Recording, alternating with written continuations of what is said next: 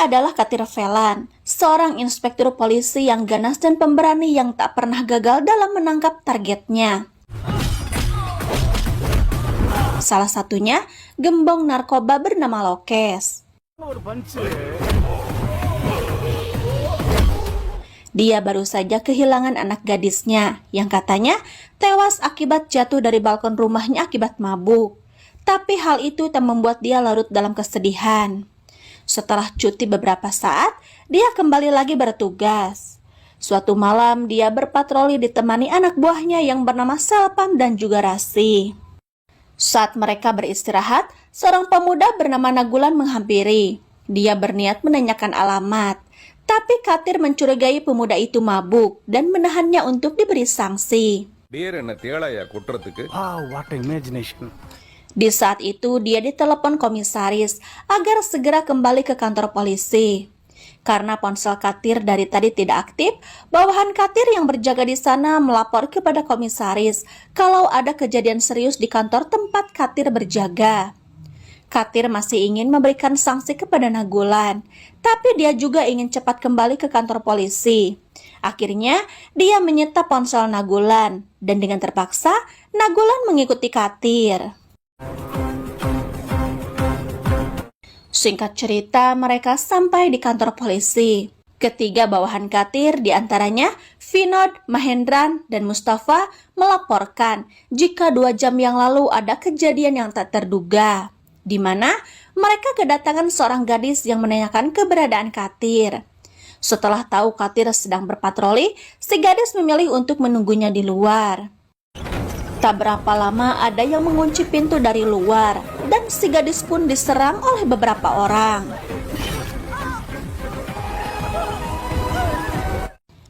Terlihat gadis itu tewas secara mengenaskan, dan mereka menahan supir baja yang menyaksikan penyerangan. Sir, என்ன சார் இது இப்படி மான எங்க அந்த பொண்ணை வண்டியில ஏத்துன? Katir menginterogasi supir bajai. Si supir berkata dengan gelagapan jika dia lari di saat gadis itu diserang. Dia tak tahu siapakah mereka karena di luar sangat gelap. Katir terus mendesak agar si supir mengatakan yang sebenarnya.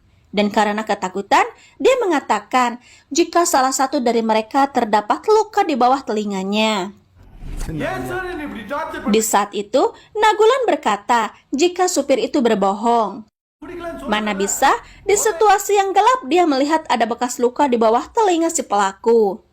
Mendengar hal itu, Katir penasaran siapakah Nagulan. Nagulan lalu memperlihatkan identitas dirinya kalau dia seorang detektif swasta. Di saat itu, si supir kejang-kejang dan mulutnya mengeluarkan busa. Semua orang panik dan meriung si supir. Nagulan mengatakan jika si supir terlibat pembunuhan itu dan nekat minum racun karena takut ketahuan. Katir menyuruh bawahannya untuk menyelamatkan si supir karena dialah satu-satunya saksi. Tak lama kemudian, tim forensik memperlihatkan luka-luka yang dialami si gadis. Di saat Nagulan melihatnya, dia syok karena si korban adalah kekasihnya yang bernama Ragavi, seorang karyawan di perusahaan IT. Dia pun berlari menuju jasad Ragavi dan tak menyangka jika kekasihnya tewas dengan sangat mengenaskan. Keesokan harinya, Katir membawa serta Nagulan untuk membantu penyelidikan. Saat itu, Mahendran menghubungi Katir jika supir bajai tak bisa diselamatkan. Katir bingung dan memikirkan bagaimana dia melanjutkan penyelidikan. Dia kemudian mendatangi apartemen Ragavi. Terlihat, seorang wanita bernama Devika membuka pintu. Dia mengaku pembantu di rumah itu. Tapi, Katir melihat ada yang aneh dari Devika. Devika mengatakan jika dia sedang membuat adonan tepung di dapur. Sementara itu, Nagulan masuk ke kamar Ragavi dan dia menangis mengenang sosok kekasihnya yang sudah tiada. Dia menemukan buku harian kecil milik Ragavi dan diam-diam mengantonginya. Hal itu disaksikan oleh Vinod.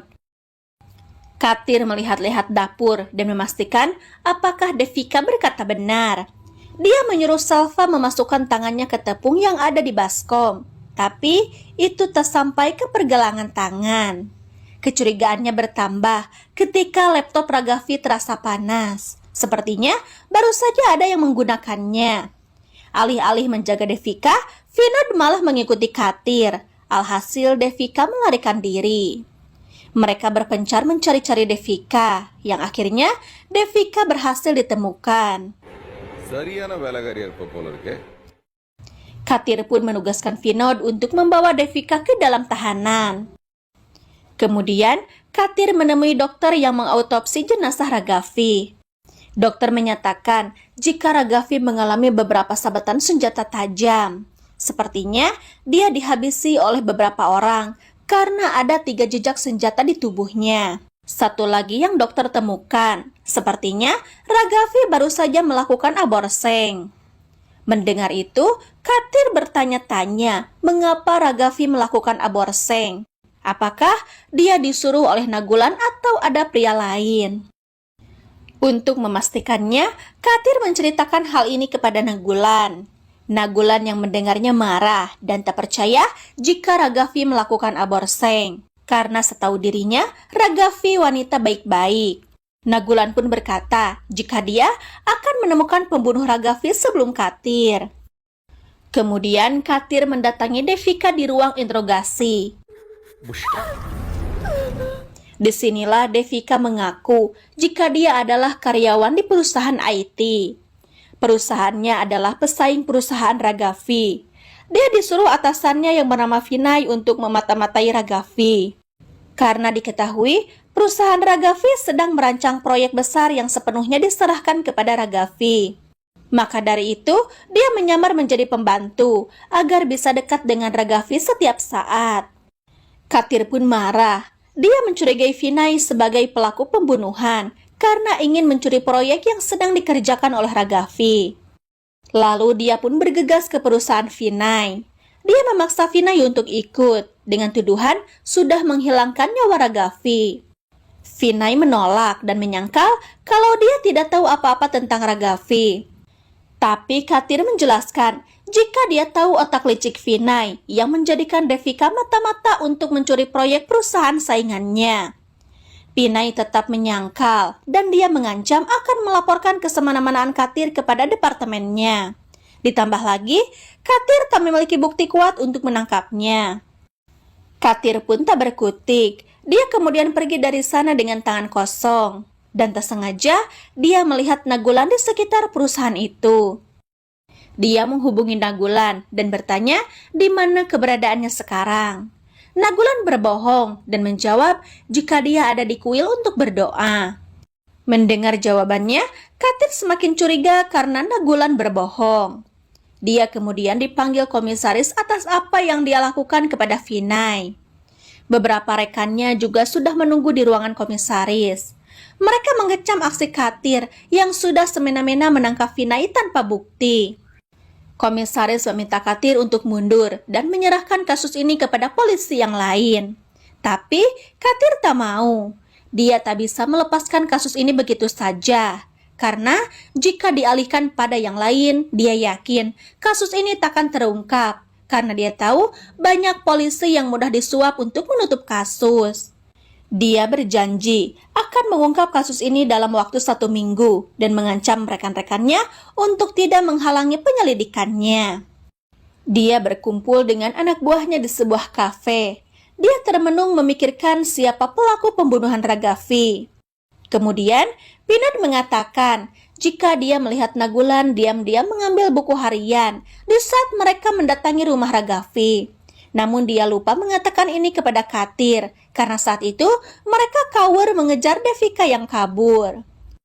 Mendengar itu, Katir mendatangi rumah Nagulan. Dia menanyakan buku harian yang diambilnya di rumah Ragavi.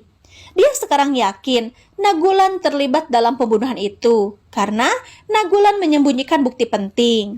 Nagulan pun berkata, justru dia ingin menyelidikinya tanpa melibatkan Katir. Maka dari itu, dia mengambil buku harian Ragavi diam-diam. Karena di buku itu, Ragavi menggambar sesuatu yang berhubungan dengan musik. Dia yang tak mengerti memberikan buku itu kepada seorang ahli bernama Ravindan untuk menganalisa musik apa yang dimaksud Ragavi. Kemudian mereka bergegas menemui Ravindan untuk mendapatkan jawabannya. Ravindan mengatakan jika setelah diamati, musik yang dimaksud adalah musik yang membuat pendengarnya kecanduan. Hal ini sama seperti orang yang mengkonsumsi narkoba atau alkohol, yang akan membuat penikmatnya selalu ingin mendengarkan dan terhanyut. Bahkan akan membuat pendengarnya tak sadarkan diri. Musik jenis ini sudah dilarang di luar negeri dan dinyatakan ilegal. Tetapi entah bagaimana dan dari mana Ragavi mengetahui jenis musik ini. Terlihat pelayan di sana menyuguhkan minuman dan Katir meneguknya. Katir tak percaya apa yang dikatakan Ravindan dan ingin mendengarkan musik tersebut. Kebetulan Ravindan berhasil mengaransemen musik itu dan membawa Katir ke sebuah ruangan. Dia menyetel musik dan Katir pun mulai mendengarkannya.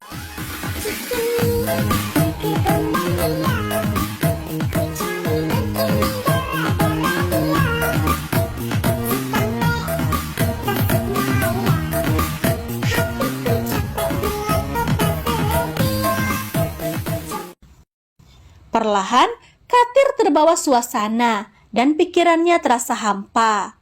Lama-kelamaan dia leles dan tak sadarkan diri. 24 jam kemudian, Katir tersadar di rumah sakit. Dia kesal karena dia pingsan lama sekali. Tiba-tiba, Mahendran datang dengan luka di kepalanya. Katir bertanya bagaimana dia terluka. Mahendran menjawab, malam tadi dia pulang dari rumah pejabat yang memerlukan perlindungannya. Saat di perjalanan, seseorang menajong sepeda motornya. Dia tak tahu siapa yang menajongnya karena keadaan malam tadi gelap. Dia hanya melihat jenis motornya saja yang mirip dengan motor yang selalu dibawa Nagulan. Lagi-lagi, Katir curiga. Dia yakin kalau pingsannya disebabkan oleh minuman yang disodorkan Nagulan agar Katir percaya musik itu dapat membuat orang tak sadarkan diri. Dia kemudian menghubungi Selpam yang sebelumnya dia tugaskan untuk membuntuti Nagulan kemanapun dia pergi. Selpam mengatakan jika dia masih mengikuti Nagulan dan sekarang sedang berada di klub Joe. Malah terlihat Nagulan bersama Devika. Benar saja, Nagulan menari bersama Devika. Katir menuju klub itu dan melihat Nagulan yang asik berjoget. Tiba-tiba terdengar suara tembakan yang membuat pengunjung panik dan berhamburan keluar klub. Katir mencari-cari siapa yang mengeluarkan tembakan. Terlihat Devika dan Nagulan bertabrakan dan mereka pun berpencar lagi. Yang akhirnya Katir memergoki Nagulan memegang pistol. Nagulan pun dibawa oleh Katir.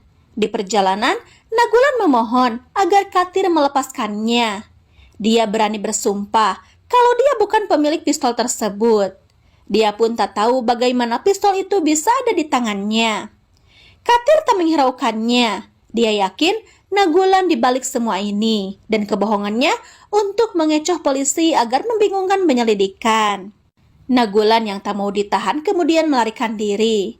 Katir dan Vinod mengejarnya dan Vinod menyarankan agar Katir menembaknya. Katir menembak Nagulan dan tembakan itu hanya menggores lengannya saja. Nagulan pun berhasil kabur dari mereka dan mendatangi rumah Devika. Ternyata Nagulan sebelumnya tak mengenal Devika.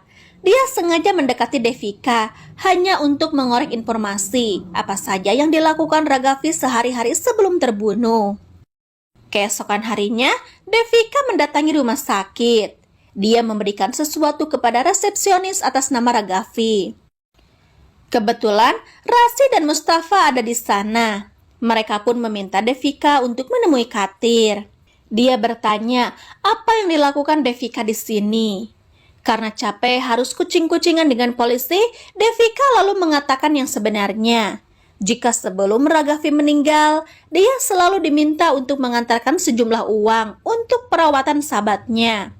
Mendengar itu, Katir kemudian menemui dokter yang menangani sahabat Ragavi. Dokter pun menceritakan jika beberapa waktu yang lalu, teman-teman Ragavi dilarikan ke rumah sakit. Mereka dalam keadaan tak sadarkan diri.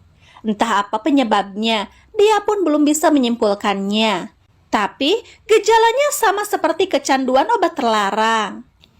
Namun setelah dicek, darahnya bersih dari obat apapun. Malah 1 dari 3 temannya meninggal. Dan kini yang 1 masih dirawat di sini dalam keadaan koma. Dan yang satunya lagi pulang dijemput orang tuanya. Kemudian dia mengunjungi bangsal pasien yang koma. Terlihat seorang perawat begitu mencurigakan. Dan hal ini diperhatikan oleh Katir. Di tengah-tengah penyelidikan, komisaris memanggil Katir. Dia meminta agar Katir mengesampingkan dahulu kasus Ragavi. Dia ingin Katir mengurus Lokes, si gembong narkoba yang ditangkap Katir sebelumnya. Komisaris menjelaskan jika besok Lokes akan dibawa ke pengadilan. Dia yakin beberapa rekan politiknya akan berusaha menjamin Lokes untuk bebas. Dia tak mau Lokes bebas karena kejahatannya yang sudah terbukti membunuh beberapa orang yang menghalangi bisnisnya. Dia ingin Katir melenyapkan Lokes dalam perjalanan ke pengadilan. Di sore hari, Katir menemui suster yang mencurigakan kemarin. Katir meminta suster menceritakan apa yang dia ketahui. Katir meminta suster berpikir bagaimana jika ini terjadi kepada saudara perempuannya. Pintu hati suster pun terketuk dan dia pun mengatakan jika dia begini disuruh oleh orang tua teman Ragavi yang selamat, agar tak ada orang yang tahu tentang hal ini untuk melindungi reputasi mereka. Kemudian, suster pun memberikan alamatnya kepada Katir. Akhirnya, Katir pun tiba di rumah teman Ragavi, kita sebut saja Vidya. Awalnya orang tua Vidya menolak kedatangan Katir, tapi Katir mengatakan jika beruntung anak mereka masih selamat. Dia malah kehilangan anaknya yang tewas terjatuh dari balkon yang dinyatakan mabuk. Jika sedikit saja Vidya membuka mulut, mungkin para gadis lainnya akan terhindar dari apa yang sudah Vidya dan anaknya alami saat ini. Akhirnya, Katir diterima dan Vidya pun menceritakan yang terjadi. Dia dan Ragavi beserta teman yang lainnya bersahabat. Suatu hari, temannya ulang tahun dan mereka mengunjungi klub malam untuk merayakan pesta. Pemilik klub yang bernama Joe berjoget mendekati Ragavi. Keesokan harinya, mereka tertarik untuk mengunjungi lagi klub Joe karena musik yang dimainkan Joe membuat mereka ketagihan. Malah mereka baru tahu jika Joe membuka ruangan terpisah untuk siapa saja yang ingin menikmati musik khususnya. Dalam 3 hari, salah satu temannya pingsan dan mereka melarikannya ke rumah sakit. Sayang, nyawanya tak tertolong. Dia dinyatakan meninggal dunia. Kemudian, keesokan harinya gadis lain juga pingsan, malah mengalami koma. Ragavi memarahi Joe karena musiknya membuat mereka kecanduan. Joe tak menghiraukannya dan malah mengusirnya. Kemudian, tak lama Vidya pun pingsan. Dokter menyatakan jika selama dia pingsan, dia disalahgunakan. Dengan kata lain, mereka melecehkannya.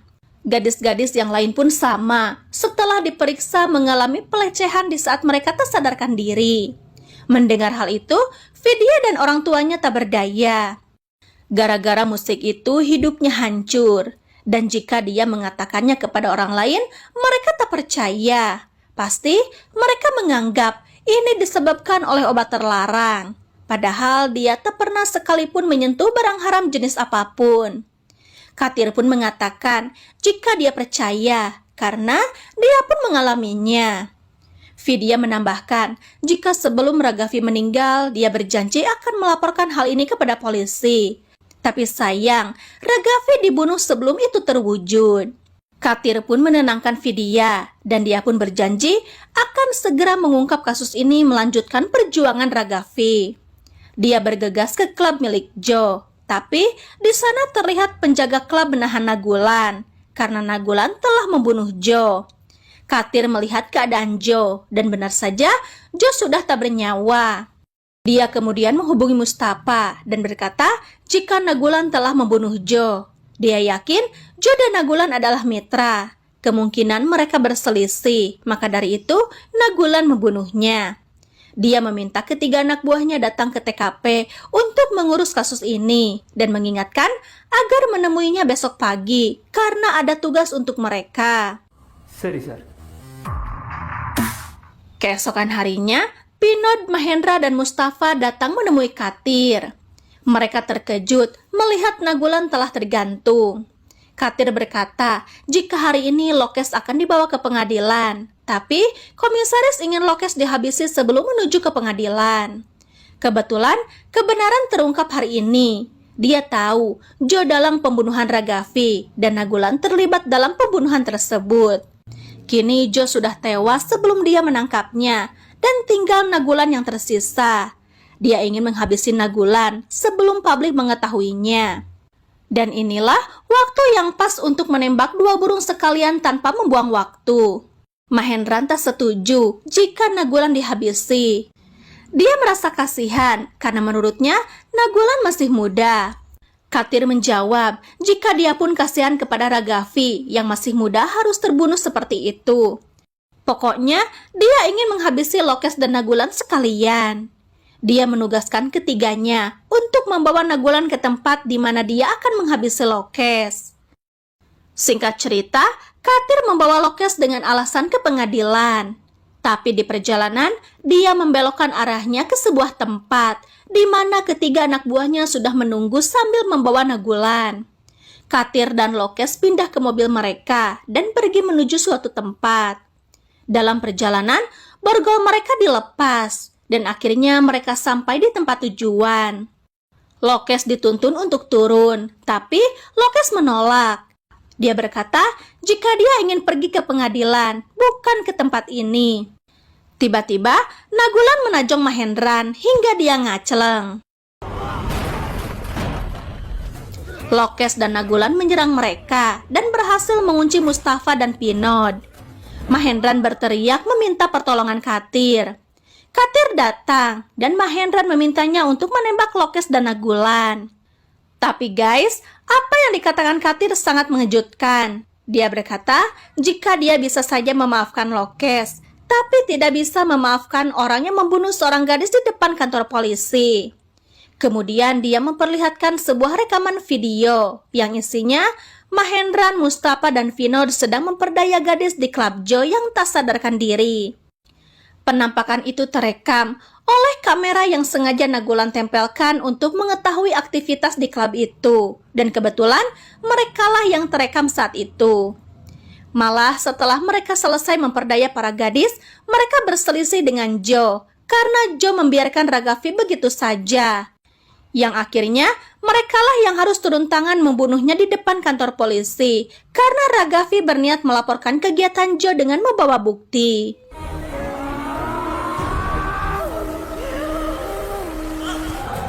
Mahendran juga menembak Jo karena takut Jo membongkar keterlibatan mereka yang sering ikut mencicipi para gadis di sana. Di saat Katir lengah, mereka melarikan diri dan Katir mengeluarkan pistolnya.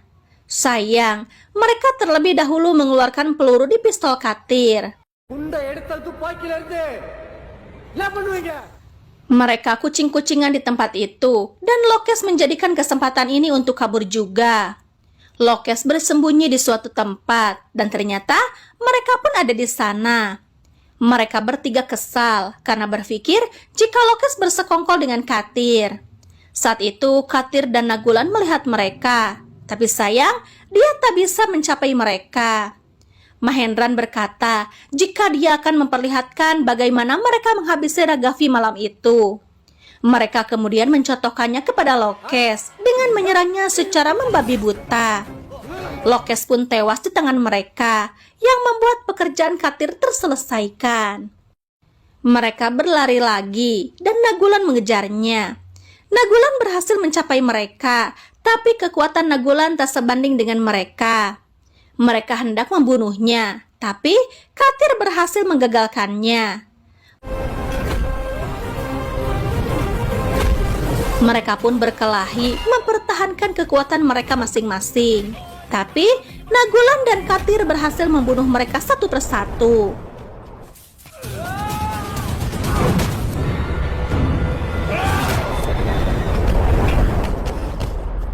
Katir dan Nagulan akhirnya menang melawan mereka. Sekarang, Katir mengerti kalau supir bajai sengaja diracuni oleh mereka agar aksi mereka membunuh Ragavi tak ketahuan. Mereka juga menyuap dokter untuk mengatakan jika Ragavi telah melakukan aborting untuk mengaburkan kecurigaan. Mahendran pun berbohong dengan lukanya agar kasus ini mengkerucut ke satu tersangka, yaitu Nagulan. Tapi dengan kecerdikan otak detektif Nagulan, dia berhasil mengungkap semua ini dan bekerja sama dengan Katir menjebak ketiga polisi itu. Setelah beberapa hari, mereka terlihat bersama dan saling menawarkan diri masing-masing jika salah satu dari mereka membutuhkan bantuan. Dan